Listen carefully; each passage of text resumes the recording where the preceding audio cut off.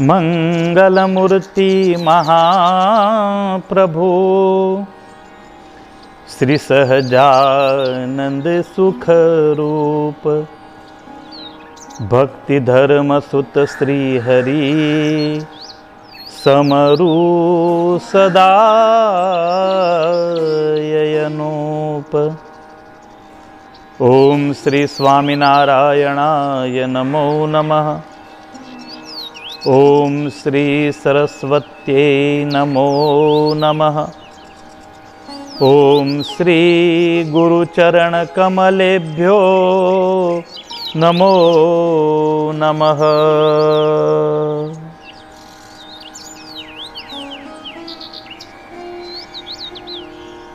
दिव्य भक्तमाल ग्रंथच्या माध्यमानं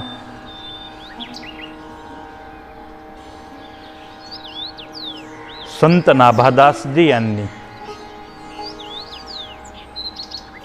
ग्रंथ प्रारंभी भगवान वराह नारायणाला वंदना केली।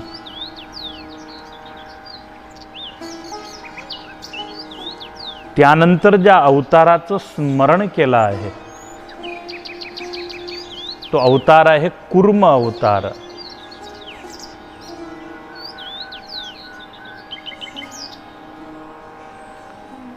परमात्मा एक आहे आणि अनंत स्वरूप धारण करतो।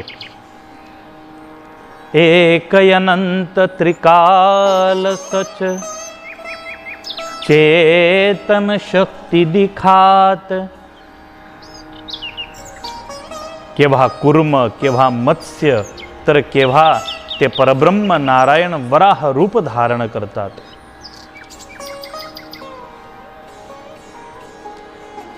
कूर्म अवतार हा जग कल्याणासाठी परमात्मानं धारण केलेला अवतार आहे। शरणागत भक्तांची रक्षा हेच परमात्मा नारायणाचं ध्येय आणि लक्ष्य आहे।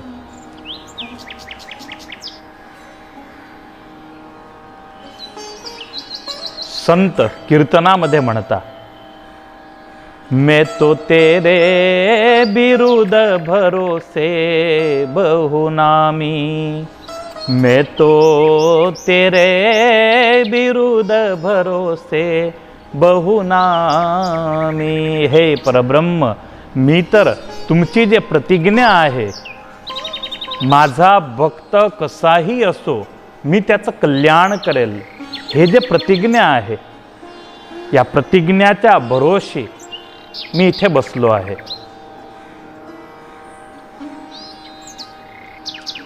कूर्म अवतार समग्र पृथ्वीला कल्याण प्रदान करण्यासाठी देवदानवांच्या माध्यमानं भगवान नारायण यांनी जेव्हा समुद्र मंथन केलं आहे तेव्हा समुद्र मंथन वेळा परमेश्वरानं हा अवतार धारण केला। अति अद्भुत कथा आहे। सत्ययुगामध्ये परमात्मा नारायण यांनी हा अवतार धारण केला आहे। सत्ययुग आश्विन मास कृष्ण पक्ष आणि तृतीयाच्या रोजी भगवंताचं प्रागट्य कूर्म रूपानं झालं आहे।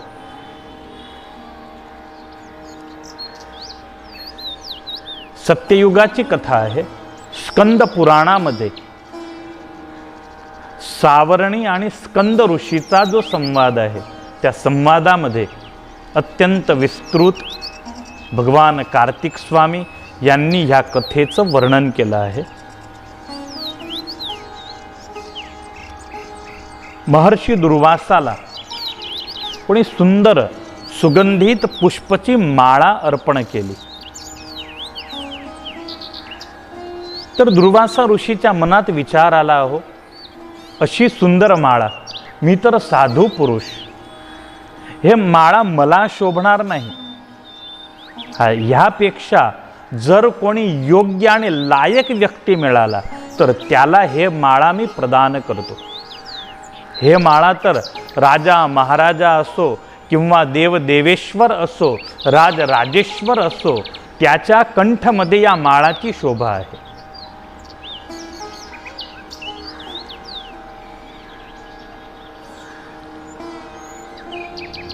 महात्मा दुर्वासाजी नदीमध्ये स्नान करून विचार करता, चला हे माळा कोणाला देऊ मी. स्नान करून निघाले आणि समोर दृष्टी गेली तर सुंदर ऐरावत हत्तीवर बसून अनेक अप्सरा नृत्य करत होत्या. अप्सरांना घेऊन आणि देवराज इंद्र तिथे येत होते. देवराज इंद्रला पाहून आणि महात्मा दुर्वासाजी यांनी विचार केला, या माळासाठी योग्य कंठ हा देवराज इंद्रचा आहे. हे माळा मी देवराज इंद्रला प्रदान करतो. दुर्वासाजी इंद्रजवळ गेले, इंद्रला प्रणाम केले. इंद्रानं स्वयं महाराज दुर्वासाजीला वंदना केली. दुर्वासाजी प्रसन्न आहे. जे माळा आहे कंठामध्ये ते माळा काढून आणि इंद्रकडे ते माळा फेकली आहे. देवराज इंद्र आता गजेंद्रावर विराजमान आहे. देवराज इंद्रानं एक हातानं ते माळा घेतली, माळाला सुंगली आणि हत्तीच्या मस्तकावर ठेवली आहे. आणि हत्ती असतो त्याची प्रकृती आहे, त्याच्या मस्तकावर तुम्ही काही वस्तू ठेवा, काही पदार्थ ठेवा, म्हणजे सुंडमध्ये घेतो आणि ते वस्तू स्वतः सुंघून, आणि जर खाद्यपदार्थ आहे तर ते खात असतो, नाहीतर जमिनीवर टाकतो. स्वतःच्या प्रकृती मुजब ऐरावत हत्तीनं पण हेच क्रिया केली. जे माळा देवराज इंद्रानं डोक्यावर ठेवली आहे ऐरावतनं सोंडमध्ये घेतली, त्या माळाला सुंघली आणि जमीनवर टाकली. एवढंच नाही, जमीनवर त्या माळावर ऐरावत हत्तीचा पग पडला, पाव पडला आणि माळाचा तिथेच नाश झाला. दुर्वासाजी हे दृश्य पाहत होते. मी इतक्या प्रेमानं हे माळा अर्पण केली इंद्रला आणि इंद्रला कदर नाही. इंद्रला एक संतनं माळा दिली, त्याचा महिमा नाही. असं वाटत आहे की देवराज इंद्रला लक्ष्मीचा, इंद्रपदचा घमंड आहे आणि अशा घमंडीला सिधादोर करण्यासाठीच मी ह्या जगामध्ये अवतरला आहे. थर थर थर द्रुजायला लागले दुर्वासाजी, क्रोधान्वित झाले आणि दुर्वासाजी यांनी श्राप दिला इंद्रला, हे मूर्ख, मी इतक्या प्रेमपूर्वक तुला हे माळा दिली आणि त्या माळेची हे अवदशा. तुला घमंड आहे तुझ्या लक्ष्मीचा, तुला घमंड आहे तुझ्या सोबत ज्या अप्सरा नृत्य करतात त्या अप्सराचा, तुला घमंड आहे स्वर्गलोकच्या ऐश्वर्याचा, भोग आणि वैभवचा. मी दुर्वासा तुला श्राप देतो, ज्या लक्ष्मीचा तुला गर्व आहे, घमंड आहे, ते लक्ष्मी पृथ्वी लोक सोडून, स्वर्गलोक सोडून आणि समुद्रामध्ये विलीन होईल. ज्या अप्सरा नृत्य करता आहे त्या अप्सरा सुद्धा समुद्रामध्ये जातील. ज्या भोग आणि ऐश्वर्याच्या अभिमानामुळे आज माझ्या दिलेल्या माळेचं अपमान केलं, अवहेलना केली, तर तो भोग, ऐश्वर्य, सर्व समृद्धी स्वर्गामधून समुद्रामध्ये लीन होईल. अरे इंद्र एवढंच नाही, तुम्ही सर्व देव मानव लोकांना वरदान देणारे आहे, पण अशी परिस्थिती येईल की देव आणि देवांगना, देवपत्न्या या सर्व ह्या पृथ्वीवर भीक मागायला निघतील. हा दुर्वासाचा श्राप आहे. भिक्षाम देही भिक्षाम देही असं म्हणून आणि घरोघरी तुम्हाला आणि देवपत्न्यांना, देवस्त्रियांना फिरावं लागेल. क्रोधित दुर्वासाजीनं श्राप दिला आणि दुर्वासाजी तिथून विदायी झाले. धीरे धीरे धीरे स्वर्ग लोकामध्ये जो भोग, ऐश्वर्य, संपत्ती आहे ते धीरे धीरे समुद्रामध्ये लीन होऊ लागली. स्वर्गची शोभा असं पारिजात समुद्रामध्ये गेलं. लक्ष्मीजी स्वयं सर्व काही या जगामध्ये जे स्त्री शोभा आहे ते सर्व शोभा घेऊन आणि लक्ष्मी सुद्धा समुद्रामध्ये लीन झाल्या. स्वर्गामध्ये जे रत्न आहे ते रत्न पण समुद्रामध्ये लीन झाले. अप्सरा वगैरे त्या पण समुद्रामध्ये लीन झाल्या. एवढंच पुरतं नव्हतं, समग्र पृथ्वीचा पोषक ज्याला आपण चंद्रमा म्हणतो तो चंद्रमा सुद्धा समुद्रामध्ये लीन झाला आणि स्वर्ग आणि पृथ्वी हे सर्व दुःखमय झाले. स्वर्ग लोकाची जी शोभा होती ती शोभा पण समुद्रामध्ये गेली आहे. आता स्वर्ग लोक बिलकुल खाली आहे, काहीच नव्हतं तिथे. भोग समृद्धी सर्व नाश झाली. याला म्हणता भक्त द्रोहाचं परिणाम. आणि म्हणूनच भगवान स्वामीनारायण यांनी आदेश दिला भक्तांना, आश्रितांना की भक्त असो, साधू संत असो, सन्नारी पतिव्रता स्त्री असो, ब्राह्मण असो, यांच्या अपराधापासून, यांची निंदापासून माझे जे आश्रित आहेत त्यांनी हमेशा दूर राहावं. कधी साधू संतांची निंदा करू नये. ब्राह्मण, भगवंताचे भक्त, नारी यांची निंदा करू नये. कारण यांचा जो अपराध आहे तो जीवात्म्याच्या सर्व पुण्याचा नाश करणारा, क्षीण करणारा असतो. वरदान देणारे देव स्वर्ग लोकामध्ये अन्नसाठी एक दुसऱ्याशी झगडा करायला लागले. स्वर्ग लोक सोडलं आणि देव सर्व पृथ्वीवर विंध्य पर्वतवर येऊन राहू लागले आहे. गावामध्ये जाऊन भिक्षा मागता आणि स्वतःचं पोट भरता अशी परिस्थिती आली. ज्या देवस्त्रिया सुंदर वस्त्र आणि सुंदर आभूषण धारण करून आणि शोभायमान होत होत्या, आभूषण पण गेले, सुंदर वस्त्र पण गेले, परिस्थिती अशी निर्माण झाली. वृक्षाची छाल पेरून आणि देवस्त्रियांना राहावं लागलं, अशी भयानक आणि दर्दनाक परिस्थिती निर्माण झाली. धीरे धीरे धीरे पृथ्वीवर अकालचा प्रारंभ पडला. एक थेंब पाणी नाही आलं. 1 वर्ष, 2 वर्ष, 5 वर्ष, 10 वर्ष, 100 वर्ष तर असे व्यतीत झाले. एक थेंब पाणी या पृथ्वीवर पडलं नाही. पाऊस मुद्दल बंद झाला. धीरे धीरे पृथ्वीवर अनाचार वाढू लागले. पाऊस नसल्यामुळे धान्य उत्पत्ती बंद झाली.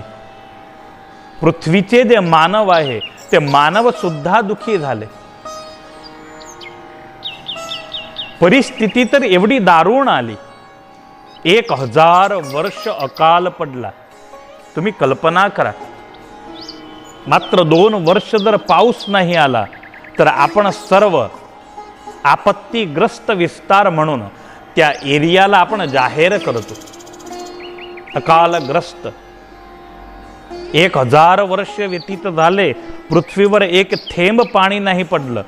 आता तर लोकांना पाणी नाही मिळत होतं, प्यायला पाणी नाही, जेवण करायला धान्य नाही, तर पशु पक्षीचा संहार करून त्यांचं रक्त पिऊन आणि लोक निर्वाह करू लागले. या पृथ्वी लोकावर मांसभक्षण आणि हिंसाचा प्रारंभ ह्या काळामध्ये झाला. त्यापूर्वी सर्व सात्विक लोक होते, परंतु लाचारी आणि पोट भरणं त्याच्यासाठी लोक हिंसा करू लागले. मानव समाज हिंसामध्ये प्रवर्तित झाला। काही साधू संतांनी तर असं नक्की केलं, आपण यज्ञ करू, यज्ञामध्ये बलिदान देऊ आणि जे शेष राहिलेलं जे मांस आहे ते भक्षण करू, म्हणजे आपल्याला पाप नाही लागणार। तर काही जे सात्विक प्रकृतीचे संत होते त्यांनी निर्णय केला, आपण मृत्यूच्या शरणी होऊ, देह पडायचा असला तर पड, परंतु मांस भक्षण करायचं नाही। पर्वतच्या गुफेमध्ये असे सज्जन आणि परोपकारी जीव गेले। हिंसामय यज्ञाचा या पृथ्वीवर ह्या वेळपासून प्रारंभ झाला। परिस्थिती तर अशी पण निर्माण झाली, मानव भक्षी झाला। पिता स्वयं पुत्राचा वध करतो, त्याचं मांस खाऊ लागला, त्याचं रक्त पिऊ लागला, अशी दारुण भयानक परिस्थिती या पृथ्वी लोकावर उत्पन्न झाली। आणि हे मात्र आणि मात्र एक संतचा अपराध देवराज इंद्रनं केला, त्याचं परिणाम समग्र पृथ्वी आणि समग्र मानव जातीला भोगवावं लागलं। दुखी देव गेले ब्रह्माजी जवळ, पितामह दुखी आहे, तुम्ही काही मार्ग दाखवा। आणि तेव्हा ब्रह्माजी म्हणाले, इंद्र, मी स्वयं तकलीफमध्ये आहे। हे कथा जेव्हा आपण ऐकतो आणि या कथाचं जेव्हा आपण वाचन करतो, आपल्याला आजची वेळ, या कोरोना काळची वेळ आपल्याला आठवते। हा काळ पण तसाच आहे। या काळामध्ये मानवता धीरे धीरे आता लुप्त होऊ लागली। प्रत्येक धंदे, व्यवसाय, उद्योग बंद होऊ लागले। भाड्यानं दुकान घेऊन आणि जे लोक व्यापार करत होते, तो व्यापार, वाणिज्य व्यापार बंद झाला। 12,000 रुपये भाडं देऊन आणि जे लोक शहरामध्ये राहत होते ते आता धीरे धीरे शहर सोडून आणि पुन्हा स्वतःच्या गावी परत येऊ लागले, कारण वेळ कठीण आहे। केव्हा पूर्ण होणार ते पण आपल्याला कल्पना नाही।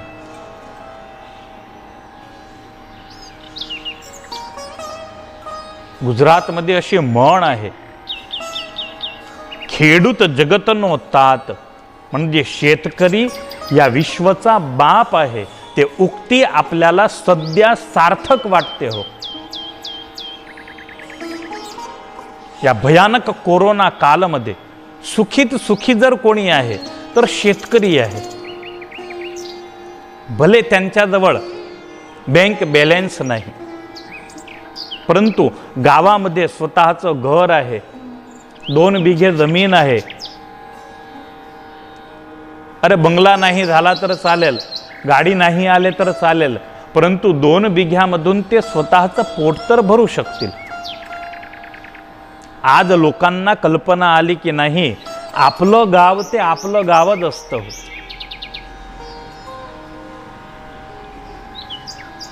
वेळ अत्यंत कठीण आहे।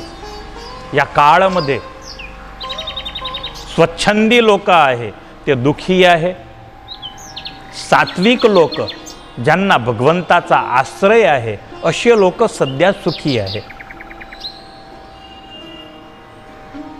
या कोरोना काळामध्ये काही लोकांना पुष्कळ भगवंताची भक्ती केली। मनुष्य भगवंताला विसरला होता, त्याला भगवंताची आठवण येऊ, त्यासाठीच कदाचित भगवंतानं कोरोनाला पाठवला आहे। प्रत्येक व्यक्तीनं लॉकडाऊनमध्ये पुष्कळ भजन केलं, कारण काही कामच नव्हतं आणि विशेष भजन अजून करायचं आपल्याला। वेळ असली, कामधंदा नसला, नोकरीवर रजा आहे, दुकान बंद आहे, तर घरी बसून गप्पा मारणं, त्यापेक्षा समग्र परिवार एक सोबत बसून आणि हनुमानजी महाराजचे जाप करा, हनुमान चालीसाचा पाठ करा, कारण हनुमानजी महाराज हे अत्यंत समर्थ आणि शक्तिशाली आहे। नासै रोग हरै सब पीरा, जपत निरंतर हनुमंत वीरा. धनबादला एक सद्गृहस्थ होते. त्यांची स्त्री 80 वर्षाची काही लग्नामध्ये दिल्लीला आली होती जूनच्या 23-24 तारखेला, म्हणजे सध्या 1 महिना झाला. लग्न आटोपलं, पुन्हा घरी गेल्या. धनबाद हे झारखंडमध्ये आलं. घरी गेली आणि म्हातारी आजारी पडली. काही रक्ताचे सॅम्पल घेऊन गेले लॅबोरेटरीमध्ये आणि तितक्यात त्या वृद्धाचं माताचं मृत्यू झालं. परिवार एकत्रित झाला. एक पुत्र दूर होता, तो पोहोचू शकला नाही स्मशान यात्रेत. 5 मुलं होते. त्या स्त्रीचा अग्निदाह दिला. कांध दिली 5 मुलांनी. अग्निसंस्कार संपल्यानंतर रिपोर्ट आला, अहो तिला तर कोरोना पॉझिटिव्ह होता. म्हणजे ज्या मुलांनी कांध दिली होती आणि अग्निसंस्कारासाठी मातेला घेऊन गेले होते, त्यांना क्वारंटाईन केलं गेलं. आणि एकानंतर एक कालच्या रोजी 5व्या नंबरच्या मुलाचं मृत्यू झालं. एकानंतर एक 5ही मुलं आणि आई या सगळ्यांचं मात्र 1 महिन्यामध्ये मृत्यू झालं. जो एक शिल्लक शेष राहिला आहे 6व्या नंबरचा, तो पण सिरियस आहे.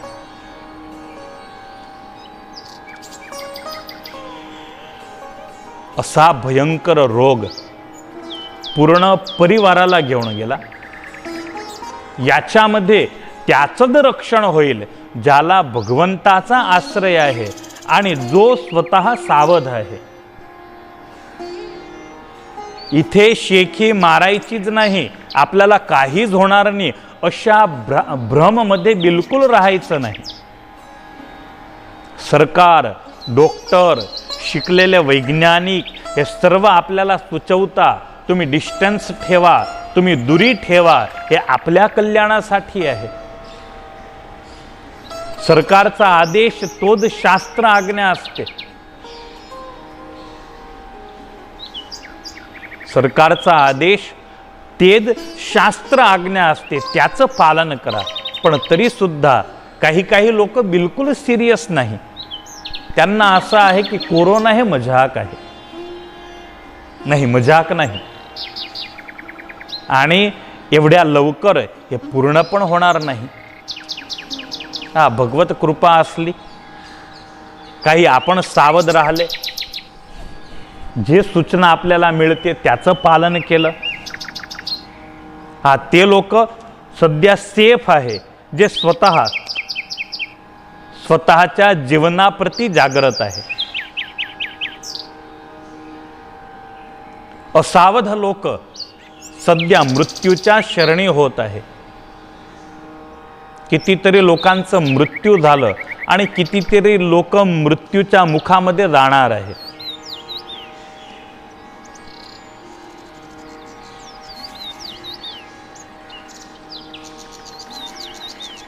एक वैज्ञानिक तर असं म्हणाले होते जेव्हा कोरोना आला मार्चमध्ये, की हा रोग या विश्वाची 80% आबादी, 80% जनसंख्या त्याचा नाश करेल.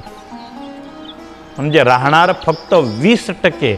आणि 20% आपल्याला राहायचं आहे की नाही हे आपल्याला नक्की करायचं आहे. आपण जेवढी सावधता ठेवू, आपण जेवढं आपल्या जीवनाला सात्विक ठेवू, बाहेर खाण्याचं बंद, मांस मटण बंद, आमलेट बंद, हॉटेलवर जेवण बंद, हा सर्व असात्विक आहार आहे. तिथे डिश सजवता, परंतु ते बनवणार तो कसा पवित्र आहे त्याची आपल्याला कल्पना नसते. बनवणारानं हात धुतले आहे की नाही हे सुद्धा आपल्याला कल्पना नसते.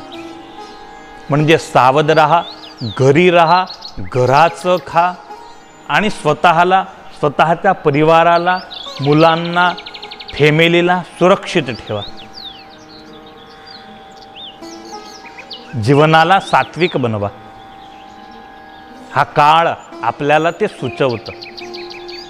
मला पुष्कळ काम आहे असं म्हणणारे लोक 3 महिन्यापासून घराच्या बाहेर नाही निघाले. हे भगवंताची शक्ती. मात्र 3च अक्षरचा रोग पाठवला, को रो ना. कोई रोना नाही.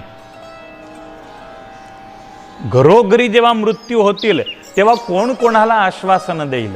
म्हणून म्हणता कोई रोना नाही.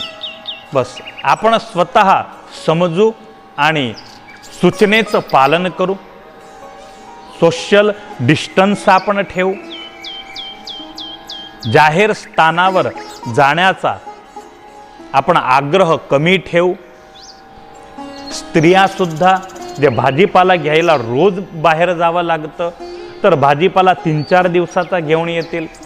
याप्रमाणे काही जर सावधता ठेवली तर आपलं जीवन पण सुरक्षित राहू शकेल.